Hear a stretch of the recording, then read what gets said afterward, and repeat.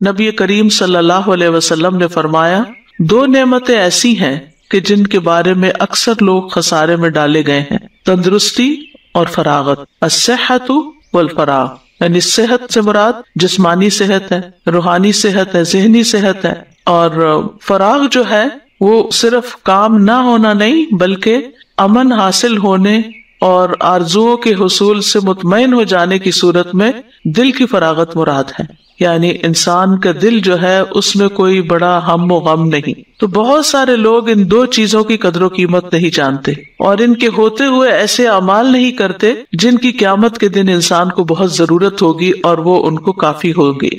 تو جب انسان کی عمر ختم ہو جائے گی تو پھر وہ ایسی عمر کے ختم ہونے پر سخت نادم بھی ہوں گے، لیکن اس وقت ندامت فائدہ نہیں دے گی، کیونکہ قیامت کا دن تو ہے ہی یوم التغابن، ذالک یوم التغابن، تغابن کے نام سے ایک سورت بھی ہے کہ وہی ہار جیت کا دن ہے۔ اور اس سے مراد کیا ہے؟ رسول اللہ صلی اللہ علیہ وسلم نے فرمایا، اہل جنت ہر اس گھڑی پر حسرت کریں گے جو انہوں نے اللہ کے ذکر کے بغیر گزاری ہوگی۔ اور امام سیوطی رحمۃ اللہ علیہ کہتے ہیں کہ علماء کہتے ہیں کہ اس کا معنی یہ ہے کہ انسان اللہ کی مکمل اطاعت کے لیے اس وقت فارغ ہوتا ہے جب اس کو کفایت دی گئی ہو اور اس کا جسم تندرست ہو، یعنی مالی پریشانی بھی نہ ہو اور اس کے ساتھ ساتھ جسمانی قوت اور طاقت بھی ہو، صحت بھی ہو۔ کیونکہ کبھی ایسا ہوتا ہے کہ وہ مالدار ہوتا ہے لیکن تندرست نہیں ہوتا، اور کبھی تندرست ہوتا ہے لیکن مالدار نہیں ہوتا، تو وہ علم اور عمل کے لیے فارغ نہیں ہو پاتا، کیونکہ وہ کبھی کمانے میں مصروف ہے اور کبھی بیماری کی وجہ سے کام نہیں کر پا رہا۔ اور جس شخص کو یہ دونوں چیزیں حاصل ہو جائیں پھر بھی وہ نیکی کرنے میں سستی کرے تو یہی مغبون ہے، یعنی تغابن سے مراد ایسا ہی شخص مغبون ہے کہ جس کی تجارت خسارے میں پڑنے والی ہے۔ غبن کہتے ہیں تجارت میں نقصان ہونا۔ تو اس دنیا میں ہم دراصل ایک تجارت ہی کر رہے ہیں اور اس میں کچھ لوگ کماتے چلے جا رہے ہیں اور کچھ لوگ گھاٹا کھا رہے ہیں، جیسے تجارت میں عام طور پہ ہوتا ہے کہ کچھ لوگ پروفٹ بنا لیتے ہیں اور کچھ لوگ لاس میں چلے جاتے ہیں۔ اور غبن کا لفظی معنی ہوتا ہے کمی اور گھاٹا۔ تو حدیث کا مطلب کیا ہے کہ بہت سے لوگ خسارے میں ہیں کیونکہ وہ ان دو نعمتوں تندرستی اور فراغت سے پورا فائدہ نہیں اٹھاتے، بلکہ تندرستی کے دنوں میں اپنے اوقات کو ضائع کر دیتے ہیں۔ اسی طرح جب ان کی فراغت ہوتی ہے، اطمینان میں ہوتے ہیں، تو بھی اس وقت کو وہ ضائع کر دیتے ہیں اور اس وقت سے نہ تو اپنے دین کے کسی کام کا فائدہ اٹھاتے ہیں جو کہ ہمارے لیے سب سے اہم ہے، اور نہ ہی دنیا کے کسی کام کا فائدہ اٹھاتے ہیں۔ عبداللہ بن مسعود کہتے ہیں، میں اس آدمی سے ناراض ہو جاتا ہوں جس کو میں اس طرح فارغ دیکھوں کہ نہ تو وہ کوئی دنیا کا کام کرتا ہے اور نہ کوئی آخرت کا کام کرتا ہے، یعنی اس کے پاس وقت ہے، صحت ہے، ہمت ہے، اور وہ اس سے کچھ کما نہیں رہا۔ تو بہرحال انسان جب تندرست ہوتا ہے اور اسے کام کرنے پر قدرت حاصل ہوتی ہے تو پھر انسان کو نہ صرف یہ کہ کچھ کرنا چاہیے بلکہ ان چیزوں کو بھی چھوڑ دینا چاہیے جن سے اللہ سبحانہ وتعالیٰ نے منع کیا ہے، کیونکہ اس کا جسم تندرست ہے، اس کا سینہ فراخ ہے، اس کا دل مطمئن ہے اور اس کے لیے کسی کام کے کرنے میں کوئی رکاوٹ نہیں۔ اور وقت کی فراغت اگر مراد ہو تو اس سے مطلب یہ ہے کہ انسان کے پاس پھر بہت کچھ کرنے کے مواقع ہوتے ہیں، اپرچونٹیز ہوتی ہیں، اور اپرچونٹیز کا یہ ہوتا ہے کہ انسان اگر ان کو اویل نہیں کرتا تو وہ کسی کا انتظار نہیں کرتی، وہ اپرچونٹی کسی اور کو مل جاتی ہے۔ تو یہ جو کہا گیا نا صحت اور فراغت خسارہ بنتے ہیں، تو یہ کیسے بنتے ہیں؟ جب انسان فارغ اور تندرست ہو تو وہ اس میں بہت خسارہ حاصل کر لیتا ہے، کیونکہ اس وقت کو پوری طرح میکسیمائز نہیں کرتا، اس کو پوری طرح یوٹیلائز نہیں کرتا اور اچھے کاموں میں نہیں کرتا، کیونکہ یہ ہمارے اکثر اوقات جو ہے ہم سے ضائع ہو جاتے ہیں۔ انسان سمجھتا ہے کہ میری یہ حالت ہمیشہ ایسی ہی رہے گی۔ یہ خسارہ بازوں کا دنیا میں انسان کو نہ نظر آتا ہے نہ سمجھ آتا ہے کہ وہ کیا کھو رہا ہے، کیا ضائع کر رہا ہے، لیکن موت کے وقت اس کو جب اس کے عمل بتائے جائیں گے اور اس کا انجام بتایا جائے گا تو اس وقت وہ سخت حسرت اور ندامت کرے گا کہ یا لیتنی قدمت لحیاتی، اے کاش کہ میں نے اپنی زندگی کے لیے کچھ کیا ہوتا۔ اور زندگی سے مراد آخرت کی زندگی ہے، اور قیامت کے دن انسان ان خساروں کو بہت اچھی طرح جان لے گا۔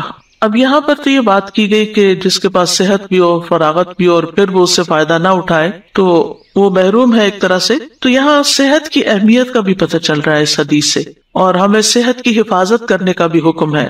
ایک حدیث سے پتہ چلتا ہے کہ حضرت عبداللہ ابن عمرو ابن العاص فرماتے ہیں کہ نبی صلی اللہ علیہ وسلم کو میرے بارے میں یہ بات پہنچی کہ میں مسلسل روزے رکھتا رہتا ہوں اور رات بھر نماز پڑھتا رہتا ہوں، تو آپ نے میری طرف پیغام بھیجا تو میں نے آپ سے ملاقات کی۔ آپ نے فرمایا کیا مجھے یہ خبر نہیں دی گئی کہ تم روزے رکھتے رہتے ہو اور افطار نہیں کرتے اور تم رات بھر نماز پڑھتے رہتے ہو؟ تم اس طرح نہ کیا کرو، کیونکہ تمہاری آنکھوں کا بھی تم پر حق ہے اور تمہارے نفس کا بھی تم پر حق ہے اور تمہاری بیوی کا بھی تم پر حق ہے۔ تم روزہ رکھو بھی اور افطار بھی کرو اور نماز بھی پڑھو اور سویا بھی کرو اور ہر 10 دنوں میں سے ایک دن کا روزہ رکھو، یہ تمہارے لیے 9 روزوں کا اجر بن جائے گا۔ خاص طور پر اگر انسان ایام 20 میں 3 دن کے روزے رکھ لے تو پورے مہینے کے لیے کافی ہو جاتے ہیں۔ اور ایک اور روایت میں ہے کہ آپ نے ان سے فرمایا اگر تم ایسا کرتے رہے تو تمہاری بینائی، یعنی اگر جیسے تمہاری اب روٹین ہے کہ نہ رات کو سوتے ہو اور دن کو روزہ رکھ لیتے ہو، تو اس سے تمہاری نگاہ کمزور ہو جائے گی اور تمہارا نفس تھک جائے گا۔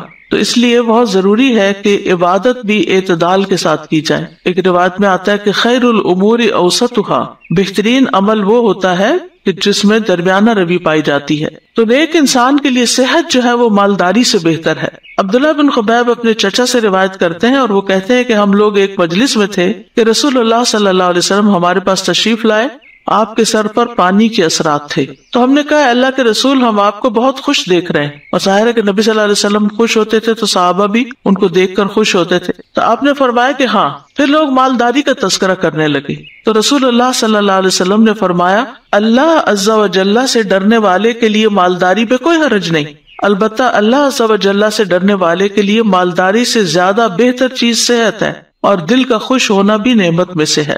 یعنی یہ اللہ کی بہت بڑی نعمت ہے کہ انسان کو قلبی اور جذباتی آسودگی حاصل ہو، کہ اس کا دل مطمئن ہو، نفس مطمئنہ اس کو نصیب ہو اور ہر طرح کی بے چینی اور پریشانی سے پاک ہو۔ اب اس وقت آپ دیکھیں کہ کورونا کی وجہ سے 2 طرح کے لوگ پائے جاتے ہیں۔ ایک وہ ہے کہ جو ساری احتیاطی تدابیر کرنے کے بعد اللہ سبحانہ تعالیٰ پر توکل کرتے ہیں اور معاملہ اللہ کے سپرد کر کے اپنے روزمرہ کے کاموں کو نپٹا رہے ہیں، اپنے آپ کو مصروف رکھے ہوئے ہیں۔ اور دوسری طرف وہ لوگ ہیں کہ جو سب کام کاج چھوڑ کر صرف پریشان ہو رہے ہیں، حالانکہ پریشانی ان کے کسی کام آنے والی نہیں۔ ہماری زندگی بہت قیمتی ہے، 2 میں سے ایک چیز ہے، ایک یہ کہ اللہ تعالیٰ ہم سب کو اس مصیبت سے بچا لے۔ تو اس صورت میں بھی ہمارا وقت بہت قیمتی ہے، کیونکہ اس زندگی کے اندر جو کچھ ہم کریں گے اس کی اچھا کریں گے تو جزا، یا برا کریں گے تو وہ بھی نامہ اعمال میں لکھ لیا جائے گا۔ دوسری طرح کے لوگ وہ ہیں کہ جو اس بیماری کی زد میں آنے والے ہیں اور وہ اللہ کو پتا ہے کہ کس کو آنا ہے، کیونکہ جس کے لیے اللہ نے لکھ دیا ہے وہ تو اس میں پڑھ کے رہے گا۔ تو اب اگر کسی کے اوپر بیماری آنے والی ہے تو اس کے پاس تو اور بھی وقت کم ہے، اور اگر بیماری کے بعد موت آنے والی ہے تو پھر تو بہت ہی زیادہ اس کی فکر کرنی چاہیے کہ آگے کے لیے ہمارے پاس کیا ہے۔ اب یہ لاک ڈاؤن کے بعد اکثر ممالک میں اور اکثر جگہوں پر لوگ گھروں کے اندر قید ہیں ایک طرح سے، اور کام بھی کوئی اتنا نہیں ہے، تو بہت سا وقت اور بہت سی فراغت ہے۔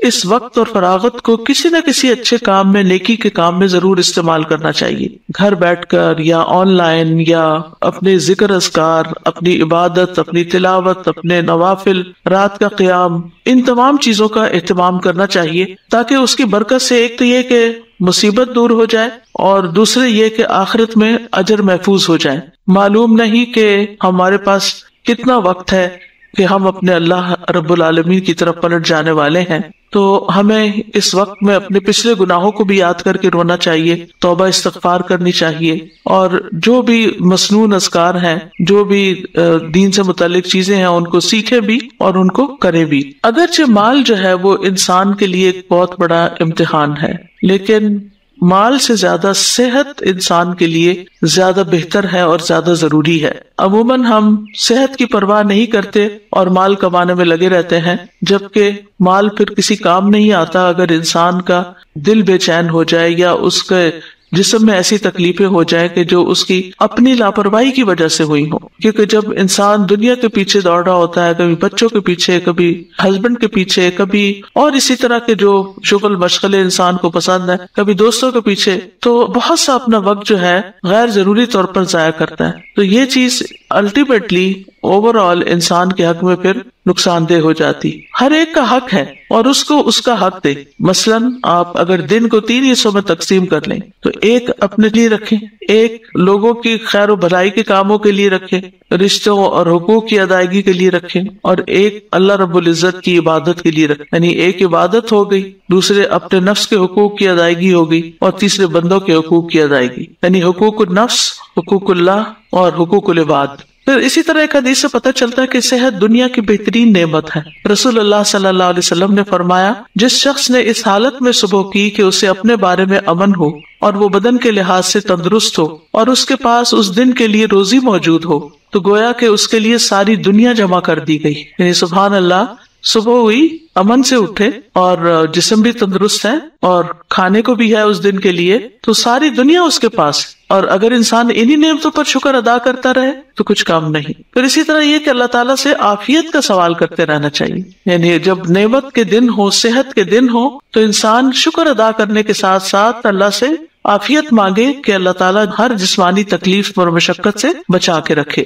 رسول اللہ صلی اللہ علیہ وسلم نے فرمایا, اللہ سے عافیت کا سوال کیا کرو, کیونکہ کسی انسان کو عافیت سے بڑھ کر کوئی چیز نہیں دی گئی. اسی طرح بیماری کو صحت سے پہلے فائدہ مند جاننا چاہیے. ابن عباس رضی اللہ عنہ سے روایت ہے, فرماتے ہیں کہ رسول اللہ صلی اللہ علیہ وسلم نے ایک شخص کو نصیحت کرتے ہوئے فرمایا کہ 5 چیزوں کو 5 چیزوں سے قبل غنیمت جانو. نمبر 1, اپنی جوانی کو اپنے بڑھاپے سے پہلے. نمبر 2, اپنی صحت کو اپنی بیماری سے پہلے. نمبر 3, اپنی مالداری کو اپنی فقیری سے پہلے. اور نمبر 4, اپنی فراغت کے وقت کو اپنی مصروفیت سے پہلے. اور اسی طرح اپنی زندگی کو اپنی موت سے پہلے. اسی طرح یہ ہے کہ تندرستی کی حالت میں, صحت کی حالت میں اگر انسان کوئی صدقہ کرتا ہے تو وہ صدقہ کہیں افضل ہے بنسبت اس شخص کے جو بیماری کی حالت میں صدقہ کرتا ہے. ابو ہریرہ رضی اللہ عنہ سے روایت ہے, وہ کہتے ہیں, ایک شخص نے نبی صلی اللہ علیہ وسلم سے کہا, اے اللہ کے رسول, کون سا صدقہ افضل ہے؟ آپ نے فرمایا کہ تم اس حال میں صدقہ کرو کہ تم صحت مند ہو, مالدار ہونے کی توقع رکھتے ہو اور فقر سے ڈرتے ہو. یعنی اس وقت انسان صدقہ بھی کرے جب مالدار ہو تو اس کا اجر و ثواب زیادہ ہوگا. اور اتنی دیر مت لگاؤ کہ جب جان حلق تک آ جائے تو کہنے لگو کہ فلاں کو اتنا اور فلاں کو اتنا دے دو, حالانکہ اب تو وہ فلاں کا ہو ہی چکا. یعنی اب انسان قبر میں تو اپنے ساتھ مال نہیں لے جا سکتا, بلکہ پیچھے ہی اس کے جو لواحقین ہیں اور جو وارث ہیں انہی میں تقسیم ہوگا. پھر صحت کا خیال اس لیے بھی رکھنا ضروری ہے کہ کبھی مومن جو ہے وہ اللہ سبحانہ وتعالیٰ کے نزدیک زیادہ پسندیدہ ہے اور زیادہ پیارا ہے کمزور مومن کی نسبت, اور دونوں میں ہی خیر ہے. لیکن ظاہر ہے کہ جس کے اندر قوت ہوگی, طاقت ہوگی, وہ اپنا خیال بھی رکھ سکے گا اور اپنے ساتھ ساتھ اوروں کا بھی خیال رکھ سکتا ہے. لیکن کمزور انسان جو ہے وہ نہ اپنے فائدے کا کچھ کر سکتا ہے اور نہ ہی دیگر لوگوں کے فائدے کے. پھر یہ بھی یاد رکھیے کہ قیامت کے دن صحت کے بارے میں پوچھا جائے گا, سوال کیا جائے گا, حساب کیا جائے گا. رسول اللہ صلی اللہ علیہ وسلم نے فرمایا, قیامت کے دن بندے سے سب سے پہلے جن نعمتوں کے بارے میں پوچھا جائے گا وہ یہ ہے, کیا ہم نے تمہارے لیے تمہارے جسم کو صحت عطا نہیں کی؟ کیا ہم نے تمہیں ٹھنڈے پانی سے سیراب نہیں کیا؟ تو اس میں آپ دیکھیے کہ یہ 2 چیزیں جو ہیں, پانی اور صحت, یہ بہت بڑی نعمت ہے کیونکہ اسی سے انسان کو طاقت ملتی ہے. پھر اس کے بعد وقت کی اہمیت, یعنی صحت اور فراغت. یاد رکھیے زندگی ایک نعمت ہے. سورۃ الحج میں اللہ تعالیٰ فرماتے ہیں, وَهُوَ الَّذِي أَحْيَاكُمْ ثُمَّ يُمِيتُكُمْ ثُمَّ يُحْيِيكُمْ إِنَّ الْإِنسَانَ لَكَفُورٌ. وہی ہے جس نے تمہیں زندگی دی, پھر تمہیں مارے گا, پھر تمہیں زندہ کرے گا. یقیناً انسان بڑا ہی ناشکرا ہے. ہماری زندگی جو ہے وہ ہمارے لیے ایک آزمائش ہے, ایک امتحان ہے, اس لیے اس کو صحیح طور پر سوچ سمجھ کے گزارنا چاہیے. فرمایا, الذی خلق الموت والحیاۃ لیبلوکم ایکم احسن عملا وہو العزیز الغفور. وہ ذات جس نے موت اور زندگی کو پیدا کیا تاکہ تمہیں آزمائے کہ تم میں سے کون زیادہ اچھا عمل کرنے والا ہے, اور وہی سب پر غالب, بے حد بخشنے والا ہے. دنیا کی زندگی میں اپنی آخرت کے لیے کچھ کمانا چاہیے. یعنی یہ زندگی اس لیے ملی ہے تاکہ ہم اپنی آخرت کا گھر بنا سکیں. اللہ سبحانہ وتعالیٰ فرماتے ہیں, یا ایھا الذین آمنوا اتقوا اللہ ولتنظر نفس ما قدمت لغد واتقوا اللہ ان اللہ خبیر بما تعملون. اے ایمان والو, اللہ سے ڈرو اور ہر ایک کو یہ دیکھنا چاہیے کہ اس نے کل کے لیے کیا سامان کیا ہے, اور اللہ سے ڈرتے رہو، جو کچھ تم کرتے ہو اللہ سبحانہ تعالیٰ کو خوب خبر ہے۔ پھر اسی طرح یہ ہے کہ وقت کی قدر کرتے ہوئے خیر کے کام کرنے چاہیے، اپنے وقت کو اچھے کاموں میں استعمال کرنا چاہیے جس میں انسان زیادہ سے زیادہ نیکی کما لے۔ ابن عمر سے روایت ہے، وہ کہتے ہیں کہ رسول اللہ صلی اللہ علیہ وسلم نے میرے جسم کا ایک حصہ پکڑ کر فرمایا، تم دنیا میں ایسے رہو جیسے کہ تم اجنبی ہو یا کسی راہ کو عبور کرنے والے ہو، اور اپنے آپ کو قبر والوں میں شمار کرو کہ تم دنیا سے گویا جا ہی چکے ہو۔ مجاہد کہتے ہیں پھر ابن عمر نے مجھ سے فرمایا، اگر صبح ہو جائے تو اپنے بارے میں شام کا انتظار نہ کرو، اور اگر شام ہو جائے تو اپنے لیے صبح کا انتظار نہ کرو۔ اپنی بیماری کے آنے سے پہلے اپنی صحت سے اور اپنی موت کے آنے سے پہلے اپنی زندگی سے فائدہ حاصل کر لو، کیونکہ اے عبداللہ تمہیں نہیں پتا کل تمہارا نام کیا ہوگا، یعنی مردوں میں ہوگا یا زندوں میں ہوگا، یعنی مرنے والوں میں یا زندہ رہنے والوں میں۔ یعنی ایسے لوگ صرف اپنی موجودہ زندگی سے فائدہ نہیں اٹھاتے تھے اور صرف اس کی بھلائی کا نہیں سوچتے تھے، بلکہ موت اور موت کے بعد کے فائدے کے لیے یہ ساری انسٹرکشن دی جا رہی ہیں۔ پھر صحیح بخاری سے ہمیں یہ پتہ چلتا ہے کہ آج عمل کا وقت ہے۔ علی بن ابی طالب کہتے ہیں رضی اللہ عنہ کہ دنیا پیٹ پھیر کر جا رہی ہے اور آخرت سامنے آ رہی ہے، اور ان دونوں میں سے ہر ایک کے چاہنے والے ہیں، بس تم آخرت کے چاہنے والے بنو اور دنیا کے چاہنے والے نہ بنو۔ اس حدیث سے بہت اچھی طرح دنیا کی وضاحت کر دی گئی ہے، اور اس وضاحت میں بات بہت اچھی طرح سمجھ بھی آ رہی ہے کہ وقت گزرتا چلا جا رہا ہے، اور اگر ہم آخرت کو چاہنے والے ہوں گے تو یقیناً ہمارے اعمال بھی درست ہوں گے، اور پھر ہمارے پاس جو وقت ہوگا وہ بھی ہم آخرت کے کاموں کو بہتر بنانے کے لیے استعمال کر سکیں گے۔ پھر اسی طرح یہ ہے کہ قرآن مجید سے ہمیں یہ بھی پتہ چلتا ہے کہ عمل کر لینا چاہیے اس سے پہلے کہ عمل کا وقت نہ رہے۔ سورۃ المؤمنون کی آیت 99 اور 100 میں اللہ تعالیٰ فرماتے ہیں، حَتَّى إِذَا جَاءَ أَحَدَكُمُ الْمَوْتُ قَالَ رَبِّ ارْجِعُونِ لَعَلِّي أَعْمَلُ صَالِحًا فِيمَا تَرَكْتُ كَلَّا إِنَّهَا كَلِمَةٌ هُوَ قَائِلُهَا وَمِن وَرَائِهِمْ بَرْزَخٌ إِلَى يَوْمِ يُبْعَثُونَ۔ یہاں تک کہ جب ان میں سے کسی کی موت آ جاتی ہے تو کہتا ہے، اے میرے رب مجھے واپس بھیج دو تاکہ میں جو کچھ چھوڑ آیا ہوں اس میں کوئی نیک عمل کروں، یعنی دنیا میں واپس جانا چاہتا ہوں کہ نیک عمل کر لوں۔ ہرگز نہیں، یہ تو ایک بات ہے جسے وہ کہنے والا کہہ رہا ہے، اور ان کے پیچھے ایک پردہ ہے اس دن تک جب وہ اٹھائے جائیں گے، یعنی برزخ کی طرف اشارہ ہے۔ تو اس سے یہ پتہ چلتا ہے کہ مرنے والے کی سب سے بڑی تمنا کیا ہوگی کہ مجھے چھوڑا جائے کہ میں کوئی نیک عمل کروں۔ آج دنیا میں ہمارے پاس وقت ہے اور کوئی ہمیں پکڑنے والا نہیں، ہم آزاد ہیں، اور اگر اب بھی ہم کوشش نہ کریں اور آخرت کے لیے تیاری نہ کریں تو پھر حماقت ہی کی بات ہے۔